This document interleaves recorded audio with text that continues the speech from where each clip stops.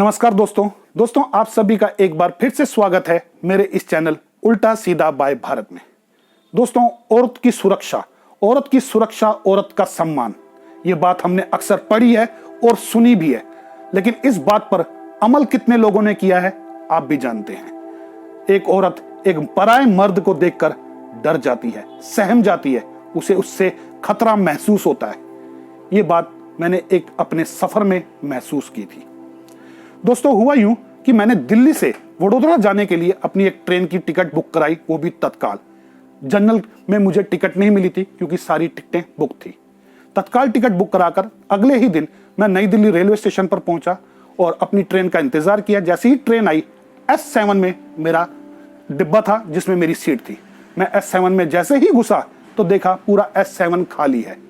उसमें मात्र 4 लोग बैठे हुए हैं और सारी सीटें खाली हैं। मैं देख के हैरान था कि इंडियन रेलवे की साइट पे ये शो हो रहा था कि सभी टिकटें बुक हैं, ओनली तत्काल में ही कुछ सीटें खाली हैं। यहां तो पूरी ट्रेन ही खाली नजर आ रही है, शायद कुछ दलालों की वजह से। खैर, मैं अपनी सीट पर जाकर बैठ गया और ट्रेन चल दी। ट्रेन का अगला स्टेशन था मथुरा जंक्शन। जैसी ट्रेन मथुरा जंक्शन पर पहुंची, एक औरत जिसकी उम्र 35 से 36 साल की थी, देखने में सुंदर थी, अपने पति के साथ चढ़ी और मेरे सामने वाली सीट पर आकर बैठ गई। साइड में जो लंबी सीटें होती हैं, मेरी इस साइड की थी, वो औरत सामने वाली सीट पर आकर बैठ गई। उसका पति उसे हिदायत देने लगा, देखो तुम पहली बार अकेली जा रही हो, अपना ध्यान रखना, रात में बिल्कुल मत सोना, अपने सामान का ध्यान रखना, रतलाम स्टेशन पर तुम्हारा भाई आएगा, वो तुम्हें ले जाएगा। बोल रहा हूं, ध्यान से सुन रही हो ना? उसकी पत्नी कह रही थी, हाँ जी। ये हिदायत देकर उसका पति ट्रेन से उतर गया और कुछ ही पल में ट्रेन वापस चल दी। अब जब ट्रेन चलने लगी, मैं अपने मोबाइल में वापस बिजी हो गया। एक नजर मैंने उस औरत की तरफ देखा, वो औरत मुझे ही देख रही थी और मुझे ऐसा महसूस हुआ वो औरत मुझे देखकर घबरा रही है, डर रही है। लेकिन मैंने सोचा शायद इसका चेहरा ही ऐसे है। मैं अपने मोबाइल में दोबारा बिजी हो गया, लेकिन बार बार मैं उस औरत की तरफ मुड़ मुड़ के देख रहा था। वो औरत कभी खिड़की खोलती ट्रेन की, लेकिन फिर बंद कर देती क्योंकि बाहर से ठंडी हवा का झोंका अंदर आ रहा था, और वो सहम कर एक कोने में घुसी हुई बैठी थी और मुझे देखकर ऐसा दिखा रही थी कि जैसे उसे मुझे देखकर डर लग रहा है। मैं भी अचंभे में था कि ये औरत मुझे देखकर डर क्यों रही है। शायद मैं एक मर्द हूं इस वजह से, लेकिन मैं वो वैसा इंसान नहीं हूं। खैर, लेकिन उस औरत का डर बढ़ता जा रहा था और मैं भी समझ गया था कि औरत का डर क्यों है। एक अकेली औरत सफर कर रही है और पूरा डब्बा खाली है। अगर उस डब्बे में कोई लोग हैं भी सही 4-5, तो वो केवल मर्द हैं। तो एक मर्द जात से औरत का डर जायज है। खैर, अब मैं उस औरत के डर को कैसे खत्म करूं? अब मेरे दिल में यही कश्मकश चलने लगी कि मैं इस औरत का डर कैसे खत्म करूं। कि तभी वहां पर टीटी आ गया, उसने मेरी टिकट चेक की, उस औरत की टिकट चेक की और वो वहां से चला गया। तब मैंने हिम्मत करके उस औरत से पूछा, आप रतलाम जा रही हैं? उस औरत ने मेरी किसी भी बात का जवाब नहीं दिया। मैंने दोबारा थोड़ा जोर से पूछा, आप रतलाम जा रही हैं? तब उस औरत ने मेरी तरफ देखा और बोली, जी हाँ। मैंने कहा, ओहो, रतलाम जा रही हैं? रतलाम से मेरा बहुत पुराना और पक्का रिश्ता है। लेकिन वो औरत मेरी तरफ देख नहीं रही थी। मैं अपनी बात को फिर शुरू करने लगा, रतलाम से मेरा पुराना रिश्ता है, रतलाम में मेरे मामा जी का घर है, मेरे नाना का घर है, तो आप रतलाम की रहने वाली हैं? तो वो मेरे को देख के बोली, जी मेरे पिताजी का घर रतलाम में ही है, मेरा मायका रतलाम में है। ओह, आपका मायका रतलाम में है? मेरे मामा जी का घर भी रतलाम में है। इस रिश्ते से तो आप मेरी बहन हुई, क्योंकि आप भी रतलाम की, मेरे मामा जी रतलाम के, तो आप मेरी बहन है। मैं आपको बहन बोल सकता हूँ ना? दोस्तों, ये शब्द सुनते ही उस औरत ने मेरी तरफ देखा और बोली, जी बिल्कुल भाई साहब, आप मुझे बहन बोल सकते हैं। मैंने कहा, थैंक यू, आप मेरी बहन है। अब देखिए ना, रतलाम में मैंने अपना बचपन बिताया है, अपने नाना के घर जाया करते थे। रतलाम की गलियों से तो मेरा पुराना नाता है। दोस्तों, अब वो औरत मेरी बहुत ही बातें ध्यान से सुनने लगी थी और मैं समझ गया था उसका डर धीरे धीरे खत्म होने लगा है। मैंने उससे फिर पूछा, मैंने कहा, आप रतलाम में हैं और मथुरा?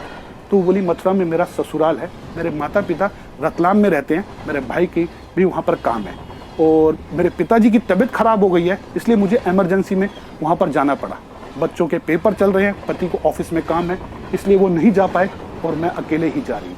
मैंने कहा, ओहो, आप अकेले जा रही हैं, शायद पहली बार अकेले में सफ़र कर रही हैं। वो बोली जी हाँ। मैंने भी अपने बारे में ऐसे ही बताया कि मैं क्या काम करता हूँ और कहाँ रहता हूँ, और रतलाम में मेरे मामा जी का घर है, ये वो बातें चलती रही। वो मेरे से अब बिल्कुल भी डर नहीं रही थी, उसके दिल का डर खत्म हो चुका था, और वो सोच भी रही थी शायद कि कोई अपना सामने मिल गया है। दोस्तों, बातें करता रहा कि रात कब बीत गई और रतलाम का स्टेशन आ गया। रतलाम के स्टेशन पर वो उतरने लगी। मैंने उसकी मदद की, उसका बैग उसको बाहर ले जाके, ट्रेन के डिब्बे से बाहर ले जाके दिया। इतने में उसका भाई आ गया। उसने अपने भाई से मेरा परिचय कराया कि ये भारत जी हैं और ये दिल्ली के रहने वाले हैं और वडोदरा जा रहे हैं, और रतलाम में इनके मामा जी का घर है। उसके भाई ने ये सुना तो बोले, अरे भाई साहब, आपके मामा जी का घर रतलाम में है, कभी रतलाम आओ तो हमारे यहाँ ज़रूर आना। तब मैंने उसके भाई से कहा, भाई साहब क्षमा करना, रतलाम में मेरे मामा जी का घर नहीं है। वो मेरे को देखने लगा और अपनी बहन को देखने लगा कि तू तो कह रही है कि रतलाम में इसके मामा का घर है और ये कह रहा है कि नहीं है। वो औरत मेरी तरफ गौर से देखने लगी। तब मैंने कहा, क्षमा करना बहन जी, क्योंकि आप घबरा रही थी, मैंने आपको देखा कि बहुत घबरा रही हैं, इसीलिए बात को शुरू करने के लिए, आपकी घबराहट को कम करने के लिए मैंने आपसे झूठ बोला कि रतलाम में मेरे मामा जी का घर है। असल में मेरे मामा जी का घर तो आपका ससुराल जहाँ पर है वहाँ पर है, यानी कि मथुरा में। वो औरत मेरे को देखकर मुस्कुरा गई। तब मैंने कहा, देखिए, क्योंकि मुझे आपकी घबराहट कम करनी थी, आपका सफ़र शांतिपूर्वक निकालना था, कि मुझे डर था कि घबराहट में आप कहीं कुछ कर ना लें या कुछ गलत ना हो जाए, इसलिए मैंने आपसे झूठ बोला। वो औरत मुझे थैंक यू करने लगी कि मैंने उसके साथ ऐसा किया। उसका भाई भी मुझे धन्यवाद करने लगा। मेरी ट्रेन चल दी थी, मैं ट्रेन की दरवाजे पर खड़ा था, उन्हें देख रहा था। वो दोनों भाई बहन जा रहे थे और वो बार बार औरत मुझे पलट पलट के देख रही थी और बाय कर रही थी। दोस्तों, उस औरत के साथ ये सफर तो वहां खत्म हो गया, लेकिन मेरे दिल को जो उस औरत के डर को खत्म करके खुशी मिली, वो मैं ही जानता हूं। आप भी किसी औरत का दिल का डर को खत्म कीजिए और फिर देखिए आपके दिल को कितनी जबरदस्त तसल्ली मिलती है, आपके चेहरे पर क्या मुस्कान आती है। और ये गलत चीजें जो हमारे समाज में हो रही हैं, इनको आप और हम ही तो खत्म कर सकते हैं, क्योंकि उस औरत की जगह मेरी माँ भी हो सकती थी, बहन भी हो सकती थी, मेरी पत्नी भी हो सकती थी।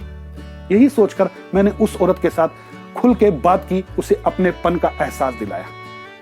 बस दोस्तों, हमें भी हर किसी को, चाहे वो औरत है चाहे वो मर्द है, उन्हें ये एहसास दिलाना है कि उनके अपने उनके साथ है। दोस्तों, आज की कहानी में बस इतना ही। आपसे बस एक और रिक्वेस्ट करना चाहता हूं। आपने अगर मेरे इस वीडियो को देखा, पूरा देखा और अच्छा लगा तो इसे लाइक कर दीजिए और मेरे चैनल को जरूर सब्सक्राइब कर दीजिए। बहुत दिन हो गए बोलते बोलते। और फिर मिलते हैं अगली किसी नई कहानी के साथ, नए वीडियो के साथ। धन्यवाद।